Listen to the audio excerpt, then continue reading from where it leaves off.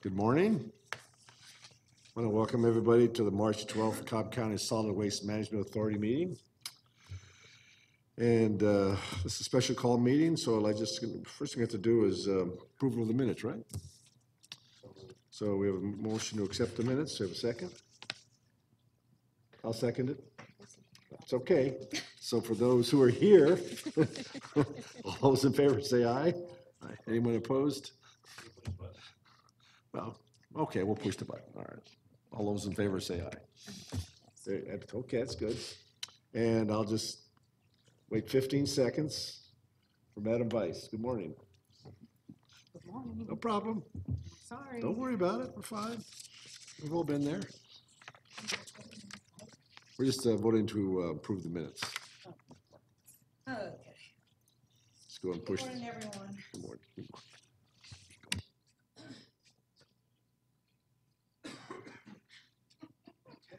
Passes and the minister accepted 4-0 with Commissioner Gamble abstaining.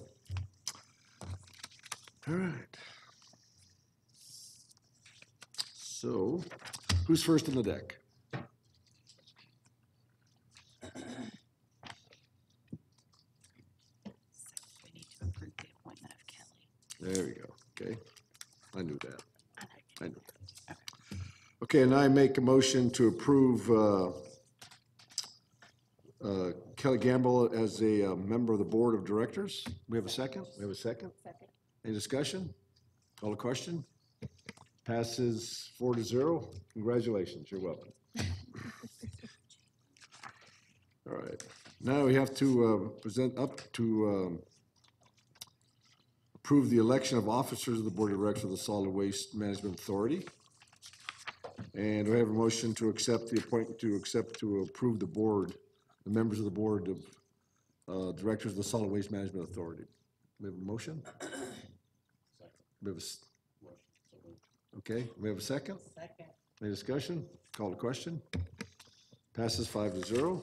Moving right along. I know you've been waiting. Now it's your turn.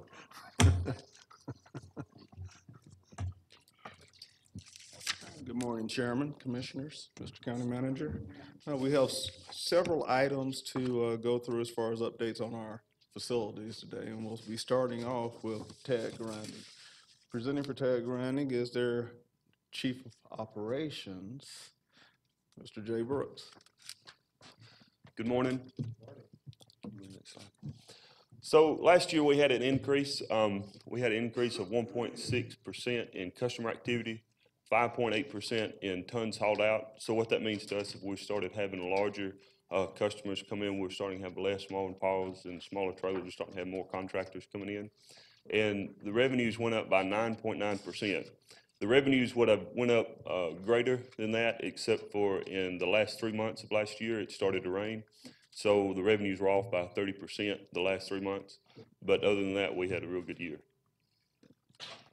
And this is, so keeping up with our commitment to upgrade our equipment, this is a newer machine. This is a $1 million investment, this grinder. It's real aggressive. Our older machine was about 16 years old, and it was not on tracks. This machine's on tracks. It's more mobile, and we can do a lot more with it.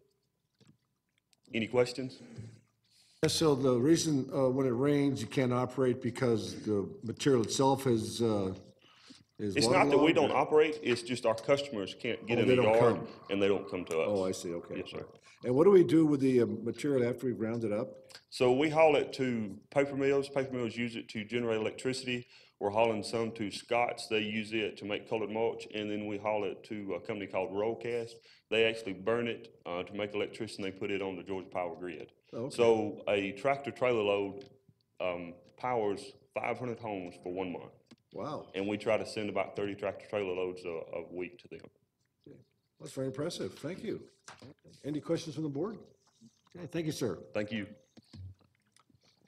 All right, next up, we have the Advanced Disposal. Presenting for them will be Mr. Adam Lomas, who's the Atlanta Area Transfer General Manager for Advanced, and Mayor Steve Edwards, who's Advance's Georgia Local Government Affairs Manager, and also the Mayor of Sugar Hill, Georgia.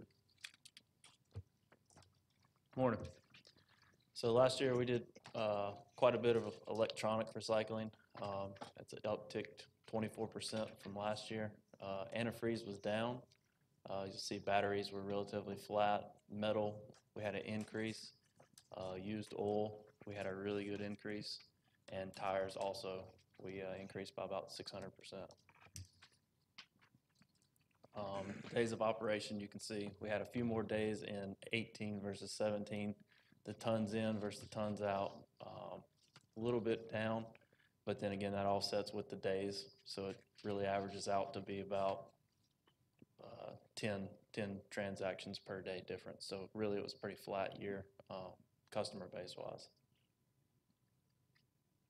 That's about it. Could you go back to the previous slide for 1 second? Yeah. We'll take a look at that just to.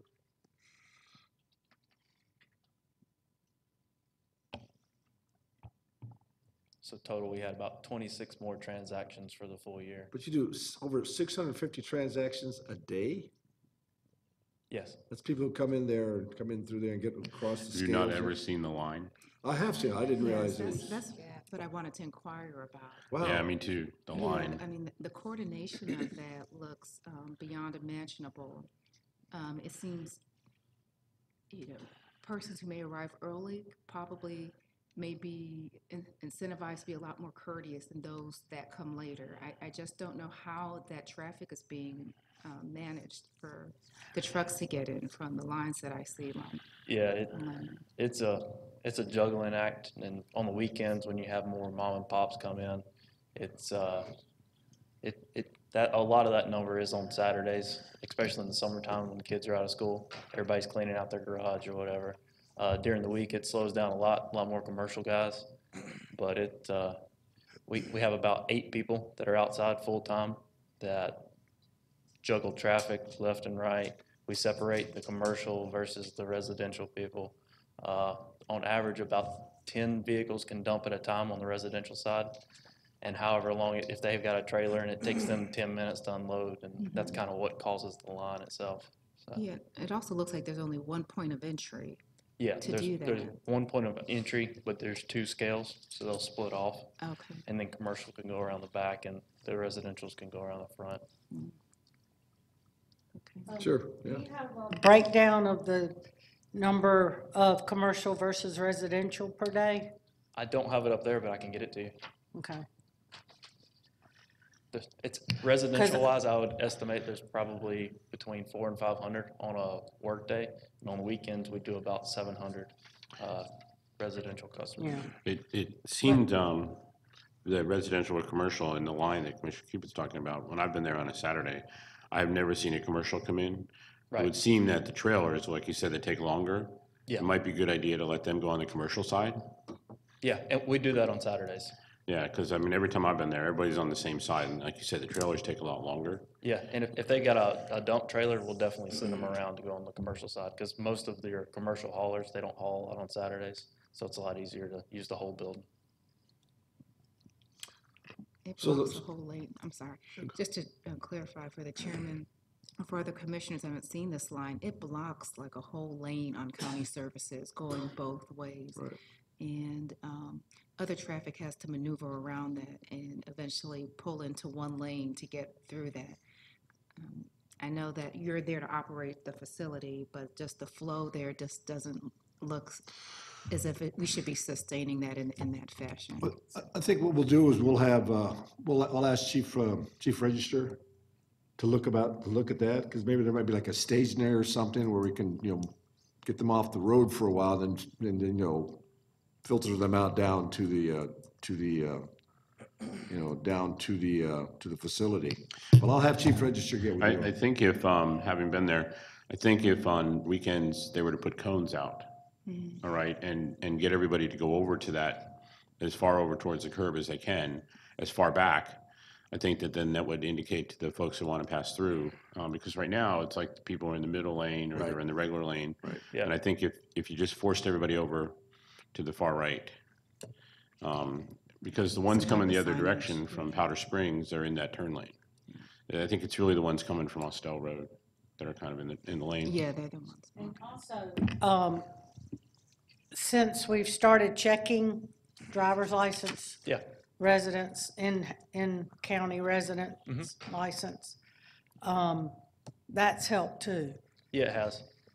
But that also takes time to check the license when they Correct. come through, can cause a backup as well. But Correct. that has helped deter outside of county folks from coming in because they're charged a higher rate now.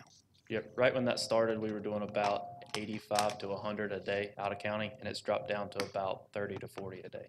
So you've cut a good chunk of out of county out too. One other thing on that, and I think Jonathan, you and I talked about this, there was one or two instances this past year where someone who lives in the county, but their license was, they hadn't switched over yet. We do now accept some other form Yes. of Yeah, identification, right? I got with Jonathan and we. Okay, all right. Well, this wasn't a pro forma presentation, was it? But that's why we do this, because first of all, we're just blown away by the numbers. Right, And secondly, you know, how professional operations, but I'm gonna have Chief Register get with you and see if we can't find a way on, you know, on Saturdays to do traffic control there of some kind. And work out some arrangements with you, because I think the little things might make a big difference. yeah, But when you're doing 700 vehicles on a Saturday, that's just a lot of, there's just some things where, you know, you have to do the best you can, but 700. Yeah. You can't make that disappear. that's true. So you must be doing a great job, otherwise they wouldn't be coming. So it's your fault. Yeah. We can change. Yeah, I got a couple. Sure, things to say. absolutely, yeah. Commissioner Cupid had talked about the issue with staging in the lines. And I've been coming here for the past 9 years, and we've kind of talked about it every time. And I think Right. it might be a good opportunity, maybe to get the chief involved. No, we will this And time. maybe have a little work session and talk about it, because what I also want to do is talk about in the work session, I sent y'all a letter back in November petitioning for a rate increase because of CPI and increased transportation costs. And it's a slight increase, and I just wanted to mention that's still out there. And we're still wanting that slight increase. And it might be a good opportunity for us to come in a work session and maybe talk about the lines, talk about our costs, talk about maybe some details on recycling. So, Yeah, I That's think it's all all I part of the budget process right now. okay. And Chairman, not, I don't want to put words in Mayor Edwards' mouth, but I think one of the things that we have also discussed is that commensurate with that rate increase might be some improvements, i.e. potentially an XL decel lane at the entrance to the location. So really, I think that is going to be contingent upon whether or not that the board and Tanks and Mr. Jenkins can work out an acceptable fee launch schedule. Okay, all right. With Steve and with the board, sir. Well, first of all, I want to thank you for driving all the way here from Sugar Hill. You must have gotten up at I make the Odark. motion to change the meetings to noon. We'll take it under advisement. You probably have some pretty strong support for that. And on the fee, all I can say is we're working at the speed of government. So it's out there, and when we get the proper way to make sure that we've got everything prepared, and then we'll bring it to the board, you know, I'm sure we'll look at, see what consider your proposal. All right. Okay? But thank you again for all the great work you're doing. Thank you. All right, and I'll have the chief get a hold in through Mr. Jenkins, all right, about the traffic on Saturdays. Well, next up, we have West Rock, and presenting for them is Mr. Hal Risher, who's the Director of Strategic Market Development for West Rock. A lot of words. A lot of words. Good morning. Morning. Just a quick reminder about West Rock. You know, we're quite a bit larger than we were this time last year with our Capstone acquisition. Now, something near a $20 billion business, global business. About 60+% of our business is made up in container board and container board packaging. The other 40% is consumer packaging. If you go to the next slide there. That's just a sample of, a very small sample of the type of consumer packages that you may buy and use every day and not know that West Rock has made them. Next. Not much change from year to year in the drop-off business, except for glass, and that's actually a good sign. You know, it seems like, I believe, the last 3 or 4 years, glass has been climbing, and, or the amount of glass that's been dropped off at the site has been climbing, which is good. That means maybe some of it's coming out of the out of the bin at the curb. Next, please.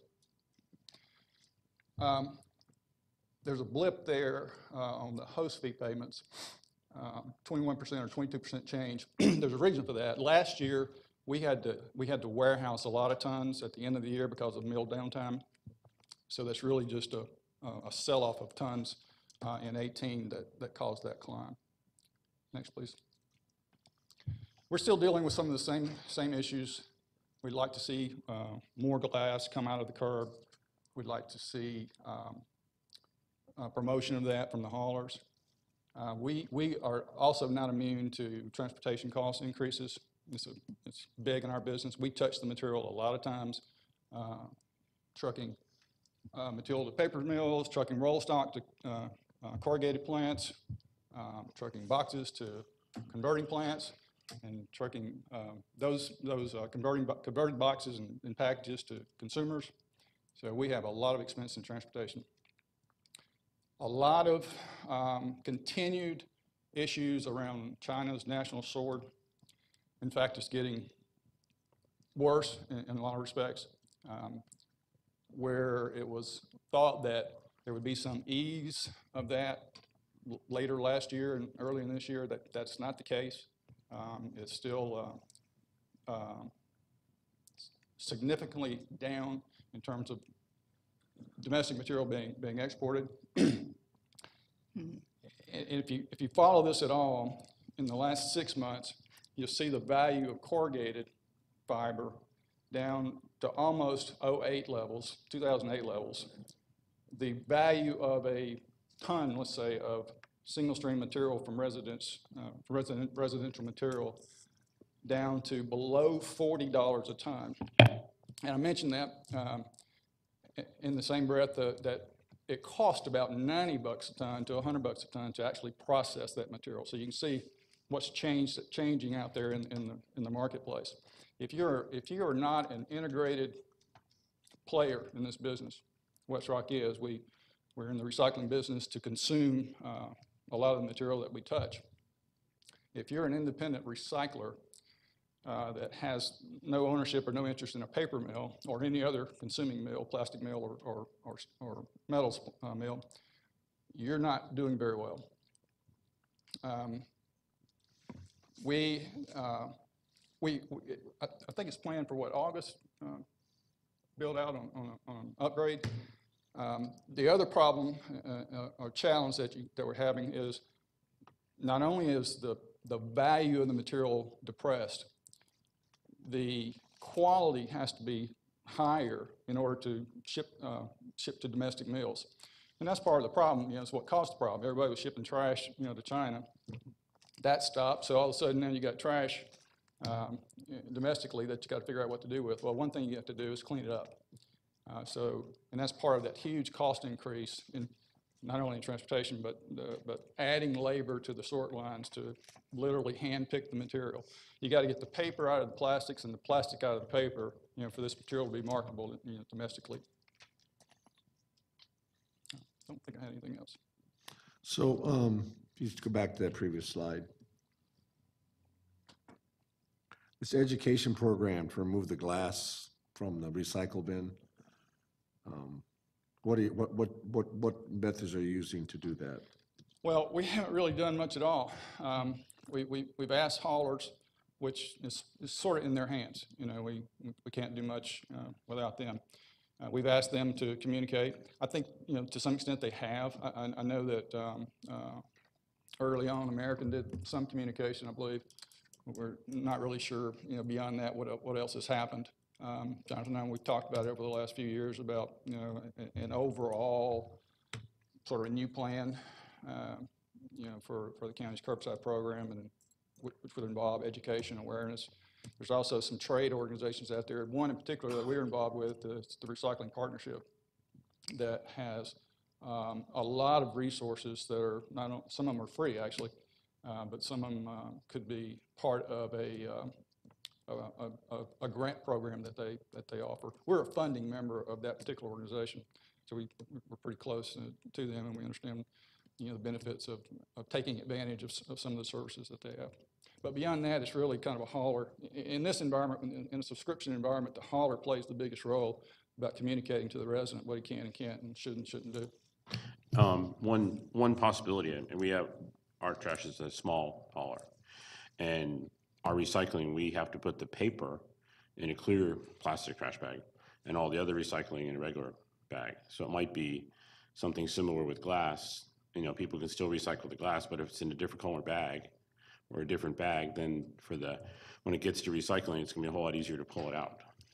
Yeah, that particular hauler is probably not using our service if he's segregating at the curb or asking to be Well, segregated. just segregating the paper and the, Yeah, yeah. he's But I likely mean, taking it's- that somewhere and just selling it as paper. or trying Right, to but I sell mean, it. but it's a possibility, because I know Kimberly, we're working on the Dow with the orange bags, right, Kimberly? Yes. Right, so I mean, I think that's one way to educate folks, and it really doesn't require a whole lot for them to do at their house. Just put it in a different container or a different bag. Yeah, we support curbside collection of glass. Clean glass is not a problem. In fact, there's a big demand for clean, it doesn't matter if it's mixed or color separated. There's a big value in that and a big demand, real demand for clean cullet. You just simply can't get clean cullet, from being mixed in with everything else. It all comes out as trash. So we support curbside collection.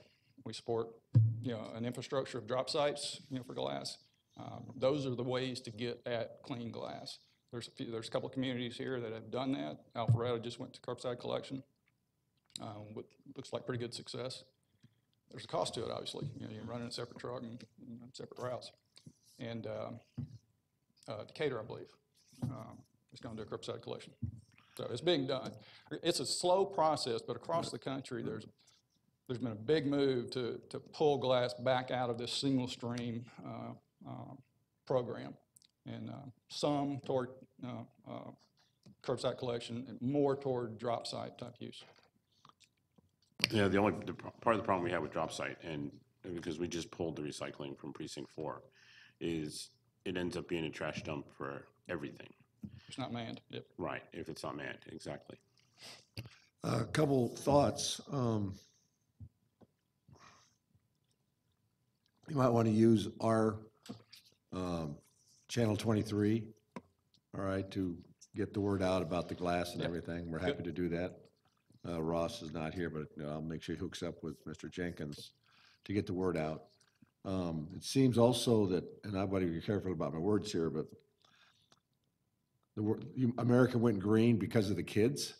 When you educate the kids monitor the parents. So, if you let them find some way to tap into that, like through scouting programs and things of that nature. So it's I get your point. It's little things that add to a really big problem. I'm just trying to give you some ideas of what we can do to help you. Yeah. In fact, mid-January, we did a presentation to 145 third graders at Tripp Elementary. Yeah. Which was phenomenal. Third graders today are a lot smarter than Yes, they are. they were Yeah. 20 years Is it ago. possible, because I know Walton just had their electronics recycling day. Is it not possible to kind of, Jonathan, maybe do electronics glass recycling day? I mean, if there is value in the glass, and so that there's value for these school programs, because Walton, I think, has twice a year electronics recycling day. Right. And I mean, there were signs all over East Cobb. And so if we could add it to our, where it's manned recycling and people bring electronics and they could bring glass. Yeah. And I don't want to confuse the issue. Mixed glass is not the only problem. It's just a significant problem, in the mix. But as we do these shows, these recycling educational deals and awareness deals, we're talking about, everything that shouldn't go in the bin, the wires, the bags, the glass, you name it. Your heads. I have a suggestion for another KCB award. Recycling education at the safety village, because all the fourth and fifth graders that come through there, of all the county schools and city schools, Marietta and Cobb, come through there. Yep. They could stay for a little recycling education and Sure. maybe even, demonstrations. You're gonna present it, right? Sure. That's right. I'll help you. But it's little things like that. We're glad to help. Get back into Yeah, the well, we groove. appreciate it. If you remember, we got an ordinance change 2015 or 2016, so that part of it's done, you know. Right. The dirty work's done, so it's just messaging, you know. and, Well, look, I'm guilty because I don't clean out the glass that has the jam in it, so I'm gonna have to do something better about that. You know, see, I've been outed here. But it's a good point. It's little things like that that most people don't know about. They just Yeah. throw it in there. Most of them are probably just, okay, we're not putting the glass in the recycling bin anymore. Yeah. But again, little things like that. The last thing of this National Sword Campaign, I watched something recently where the Chinese are not accepting these large, deposits anymore. So it's got to go somewhere. What are we doing about that? So again, you benefit by being in business or having a relationship with a Westrock, an integrated user, an integrated player in this industry on the fiber side for sure. So we consume all the fiber that we touch and control at this plant goes to a Westrock mill, with some exceptions from time to time.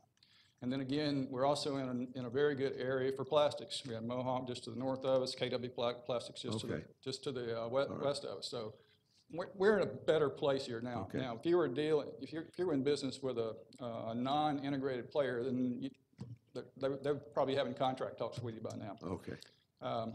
But we also have some of the same issues. That is not the same story for across the country. If you're in the Midwest, you're begging somebody to take your mixed paper that came out of a residential program. Right. If you're in Florida, and if you're not somebody that Westrock is doing business with for our Seminole paper mill down there, you're probably landfilling. You're in the West Coast and in the Northwest, Pacific Northwest, you're probably landfilling. East Coast, you're probably landfilling. Okay. Interesting. Yeah. Okay, wow. Any other questions, Commissioner Cupid? Yes, quite a broad question. We have some neighborhoods in the district where I serve that still do not have recycling service through their hauler.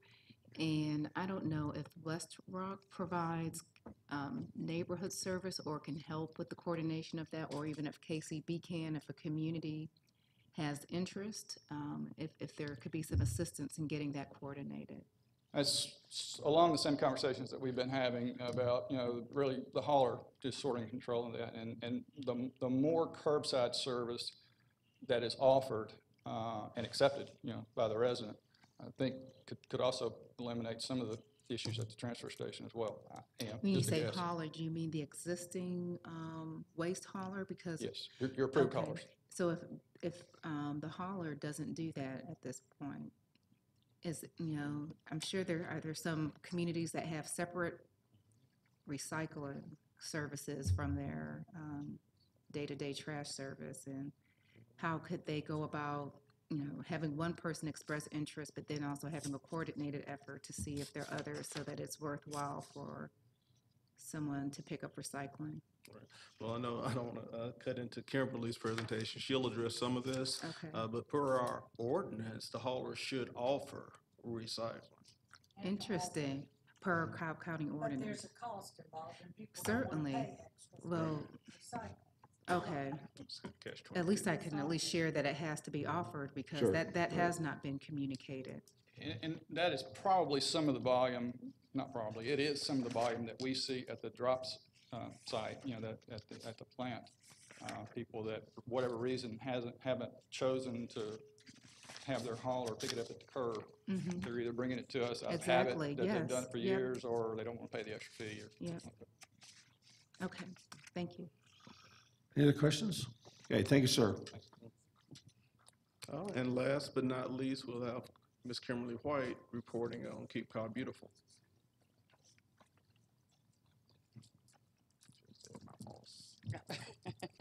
Good morning. Good morning, Chairman, Commissioners, Mr. County Manager.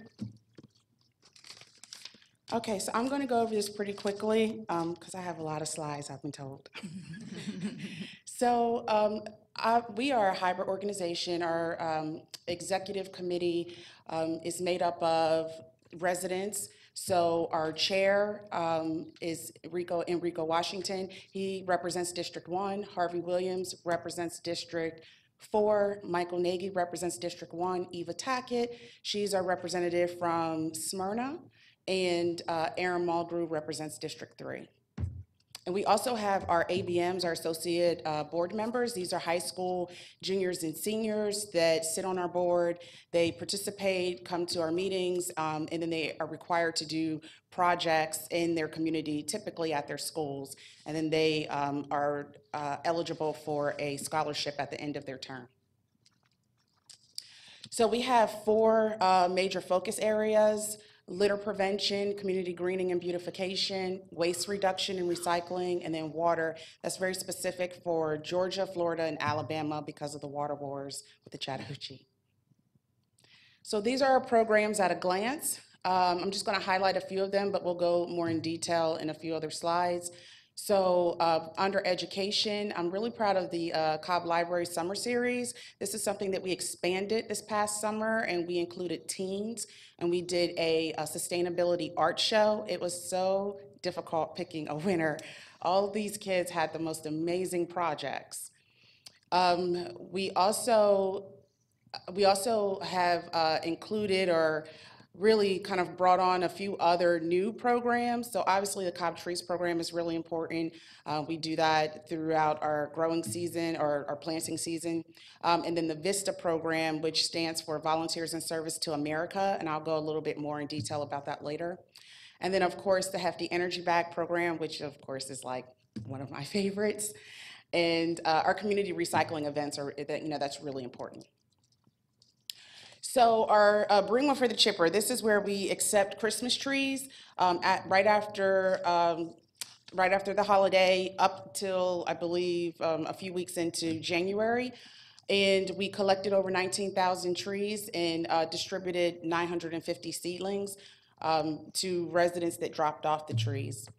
We also, our Adopt a Mile program, we've increased our Adopt a Mile program actually quite a bit over this past year. Let me get my notes here. So we have taken on probably doubled the amount of volunteer hours from our Adopt a Mile members. We've definitely picked up a lot more bags of trash, and we have more Adopt a Mile groups signed up to our program. So our community recycling events, this is the event that happens twice a year, typically at Jim Miller Park, in April for Earth Day, and then in November for America Recycles Day. And we have increased all of the numbers here as well. And when I first started, I believe my very first event, we may have had 400 or 500 cars come through.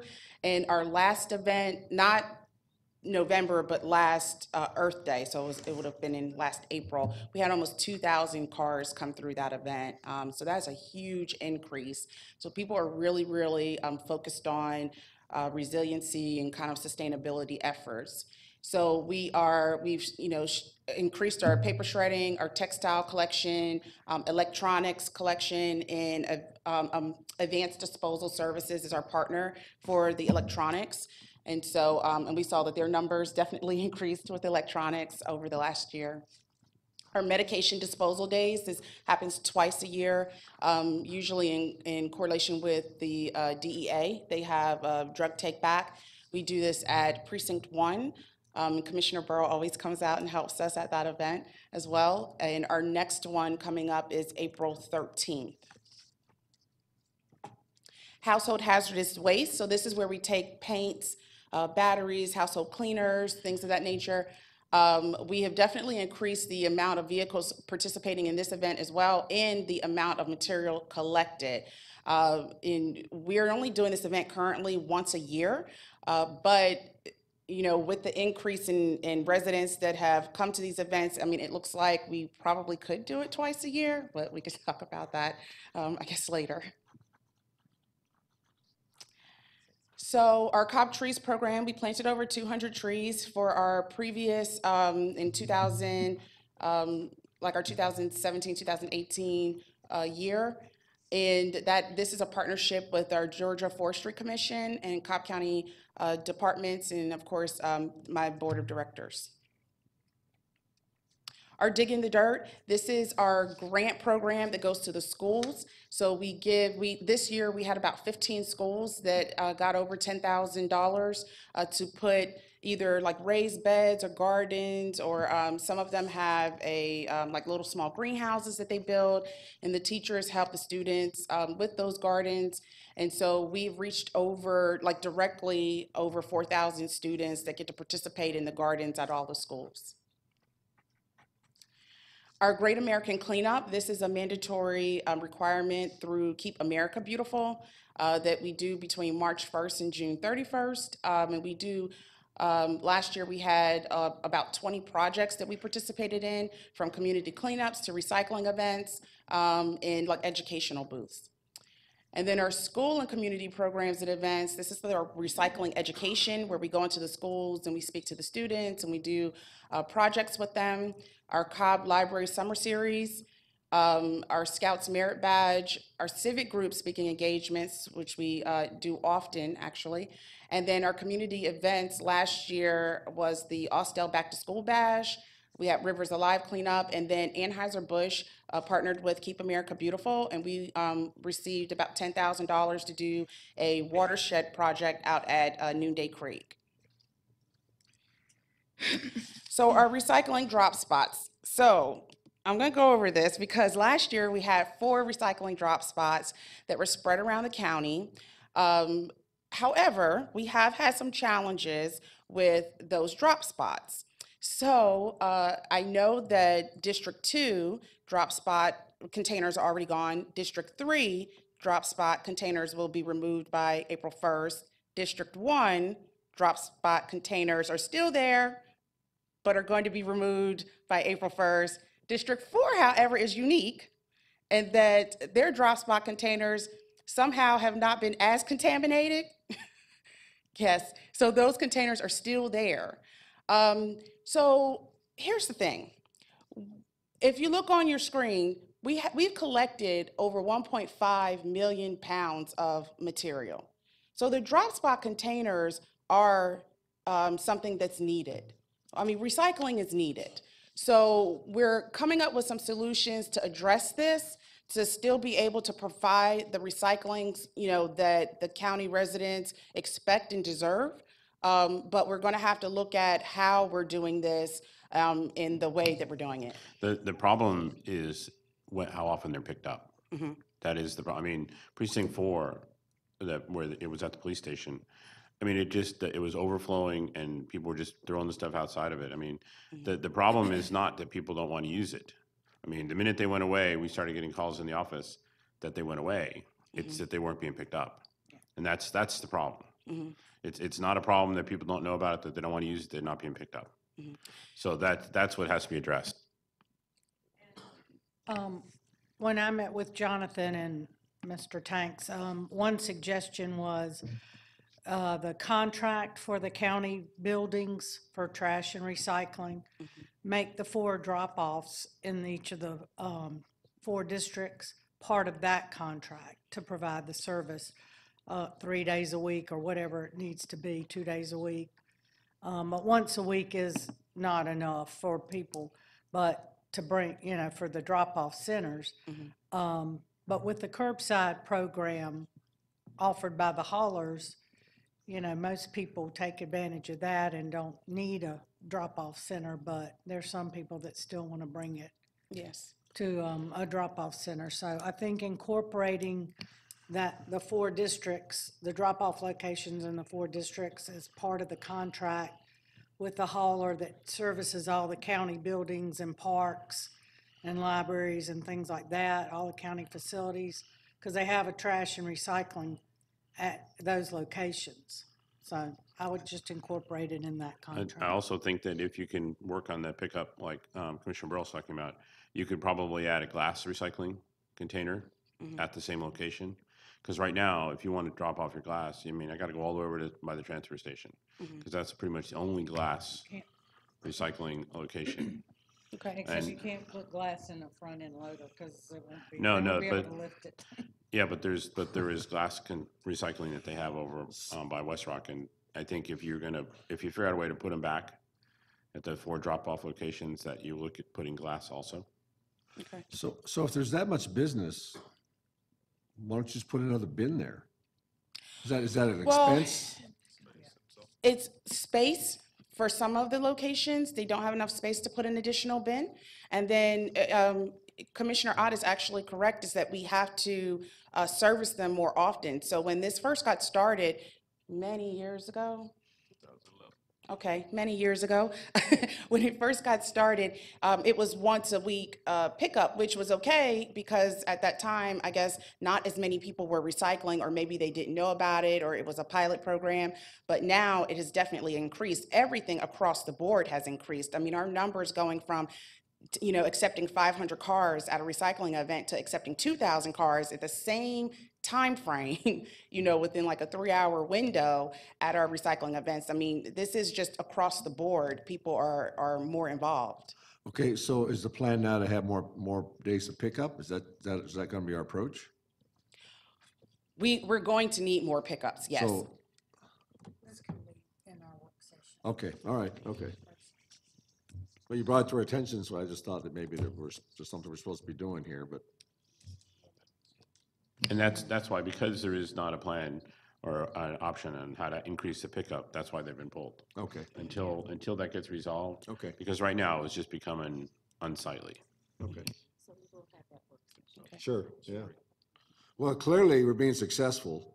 Now we have to make adaptations to reflect that response by the public, Yes. because, but I hear Commissioner Ott, even I have made phone calls, because it's not just unsightly, it's also unhealthy in a lot of cases. Because it's kind of stuff people leave there. And it's one thing to leave stacks of newspapers, something else to leave your living room set outside it. But that's just the world we deal with sometimes. And they're not manned, and some Yeah, right. people drop off mattresses. Sure, right. Okay, sorry about that. Thank you. So our litter index survey, these are the numbers that we received this past year when we performed that survey. This is when we take volunteers and county staff, and we go out in vans and tour the county, and then we score it based on some requirements that Keep America Beautiful gives us. So that's litter, pedestrian safety, and curbing. And so if you see the numbers broken down, that's for each district. That's the score that they've received. 1 is the best and 4 being the worst. So you want to be as close as possible to 1.0. And so this past year overall, the litter index survey showed that our litter score went down, which is good. We were a 1.7, and now total we're a 1.58. But there are some hotspot zones that need to be addressed in order to be able to get us to the numbers that we want to see ourselves at. It's actually something that's going on in my newsletter this Friday, because DOT is picking up 2,000 pounds of trash every weekend in District 2. Wow. And so I looked at the email yesterday, or the newsletter yesterday that we're going to put out, It's getting ridiculous. because you just can't sustain that. It's ridiculous. Well, what I notice is that we'll make a call, all right, and the teams will go pick it up. And then you go by a couple days later, it's like people have just once again, throwing stuff outside their can. Another part is that the trucks are not covered. So a lot of garbage is blowing out the top of the truck, so. There's 2 issues that we've seen in District 2. One is with the apartments, the proverbial person that puts the trash on top of their car, that they're gonna put it in the dumpster on their way to work, and they forget. So that trash bag ends up on the street. That takes forever to clean up. And then we have this issue, and I'm working with the police, is where these small haulers will go and they'll back their trucks up to each other in a turn lane and start transferring bags. And we've caught a lot of that happening. Wow. And so they kind of keep moving around. But like Powers Ferry, I mean, it's probably once a week that there's trash on Powers Ferry, and it's because the same hauler, and the police keep moving around trying to catch them. At one point, there was a task force of some nature to address this. I know there was an idea proffered about, I hope not to cause an offense to anyone, but even about us unifying service, where instead of having multiple haulers in communities and people paying for each household, providing a general service, because I know for us, you can see challenges where there are issues where people are not paying for their own personal trash service. And sometimes they are utilizing other facilities to throw trash. They're throwing trash on the side of the road. I mean, these aren't the trash bags falling off the top of the cars. These are people purposefully finding other ways to get rid of their trash. And it seems to get worse, and it gets better when we have a lot of cleanup events, but as was shared, you clean up one day and then, 2 or 3 days later, you're back to the same condition. So I don't know. I know we talked about having a work session on recycling, but it would be helpful to have a work session to talk about, all of the above. Well, we're clearly getting to that. So we've got 3 members of the board already talking about it, so I guess it's gonna happen. The county manager. We need a work session here. And this should be the only item that day, because it might take a while. But the good news is the board is, I mean, the county is really making a really great effort to address a lot of these issues. And, I mean, nobody can say enough good things about you and your Yes. efforts, Kimberly. I mean, you have been magnificent. Yes, In so many different ways. I really Yes. mean that. Thank you. And I don't mean to cut you short, Really? I'm just saying that, it's true. I was looking at your chart here with all the programs that you have, and that involves civic engagement, and you have done that.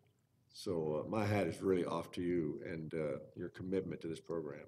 And the fact that our litter score is as close to 1 as it is, given the challenges that we have, that we all recognize, Yeah.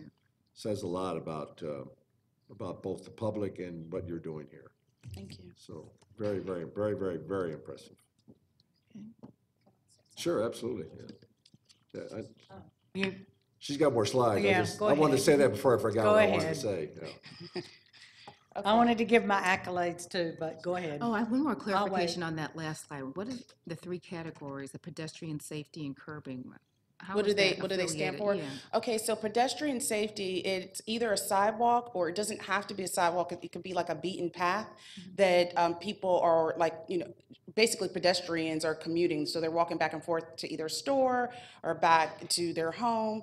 And if that area is a safe place for them. So for example, do we have overgrown, brush or trees hanging down? Or is it accessible for them? I didn't know KCB evaluated that, or there was a scale that looked at that, because I usually think of that as a separate DOT matter, but that's helpful to know there's that extra layer of. And that oversight. should go down now that each Okay. district has a road crew. Yeah.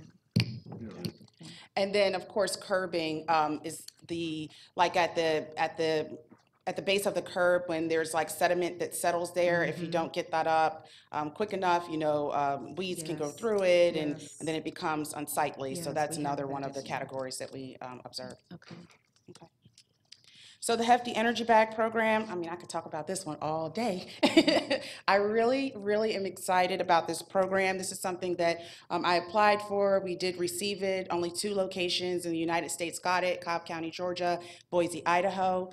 And then we were just told that we're getting funding to move forward into phase 2 as well. So what we're doing is accepting plastics that could not be recycled, and they were going into landfill, and we're collecting that and then separating it out. And so that's helping with contamination rates for our recycler. And then also it's an innovative program that takes those plastics and breaks it down in a non-combustion process, turning it into diesel fuel, oil, and wax. I'm really, really excited about this program because where we're headed with this is a possibility to be able to extract a compound from it to be able to create new plastic from. So, I'm just thrilled that we are at the forefront of this. And, in 10 years or 20 years from now, when this is kind of the go-to for this type of plastic, we're going to be looked at as the pioneers in this. We just happen to be in a really good spot and a really good place, and the facility that is able to convert this material happens to be, right over the border in Atlanta. So it's really convenient for us. Great. So how the program works, I just pretty much went over that. So we have the bags that the residents take, and they tie it off, put it in their regular recycling bin. The hauler takes it over to our MRF, and then it gets separated out there. Then we send it down to the pyrolysis facility, and then they process it. This is another new program, so I applied for what we call our VISTAs, Volunteers in Service to America. It's an AmeriCorps program where the federal government identifies areas of food insecurity zones where there are people that don't really have a lot of transportation, the grocery stores are far apart from one another, and they're able to place these gardens there, and then the residents are able to take care of the gardens and gives them access to fresh fruits and vegetables. And we were approved for this as well. It's a 3 to 5 year program, and the federal government sends staff down to, and they sit with us in our office. I manage them, but they take care of the gardens. So our cost benefit analysis, we did 27 programs over the past year. For every $1 that the county gives to us, we're able to turn that back around as a benefit of $26.14. That's including all of our volunteers, all the programs that we're able to bring in, grants that we're able to bring in, and just different events. These are the awards that we won over the past, well, this year, actually. Just in December, we won these awards for all the programs that we participated in. And then, of course, some of our, staff members as well have won awards. Of course, Commissioner Burrow, Commissioner Cupid, Dr. Jenkins, we've all won awards. Oh, yeah, and me. And we won a national award as well after our state award. So we won the National Affiliate of Excellence Award that we got in February in Baltimore. These are our upcoming events. March 15th is our Arbor Day event. It's going to be at the Giving Garden in Mableton. We have North Cobb Christian School Service Project at Noonday Creek on March 27th. April 13th is our Medication Disposal Day at Precinct 1. April 27th is our Community Recycling event that Commissioner Ott suggested we should add glass to. I'll take you up on that. And July 27th, our HHW Amnesty Day. That's where we take paint and batteries and household cleaners. Okay, so that's it. Any questions? Just a few comments. You have been phenomenal. You have taken this program to even a higher level than it's ever been, winning county, state, and national awards for Keep Cobb Beautiful. And anything that we've asked you to do, you've done above and beyond, and thank you.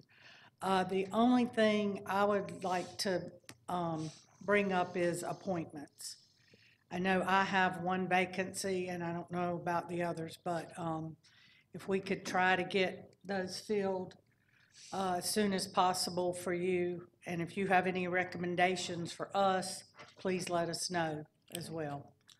Thank you. Thank you. Okay, again, thank you. I mean, not enough words. So you and your team and also everybody who came here today, this has been a real team effort, but it's led by leaders like you and our contractors, so. Agreed. The fact that this was not a pro forma, that we spent the whole hour, shows you how much we really, really understand and appreciate and want to support with all that you're doing and our commitment to be part of this team. So thank you. Thank you so much. That is all we have. All Do right. you have any questions for me? I think we're good. Thank you, and we're adjourned. Sure, you get to-